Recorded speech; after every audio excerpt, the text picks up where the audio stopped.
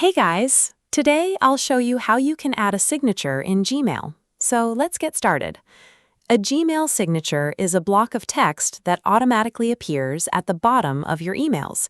It can include your name, job title, phone number, website, or any other contact information you want to share. To add a signature, open Gmail on your computer and click the Settings gear icon in the top right corner. Then select See All Settings. In the General tab, scroll down until you find the Signature section. Click Create New, give your signature a name, and then type the text you want to appear at the end of your emails. You can also format it by changing the font, adding bold or italic text, inserting links, or even adding an image if needed. Once you're happy with your signature, choose it as the default for new emails and replies if you want it to be added automatically. Then scroll to the bottom of the page and click Save Changes.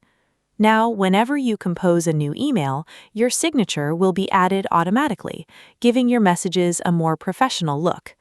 That's it. If you found this video helpful, consider giving it a like and subscribe.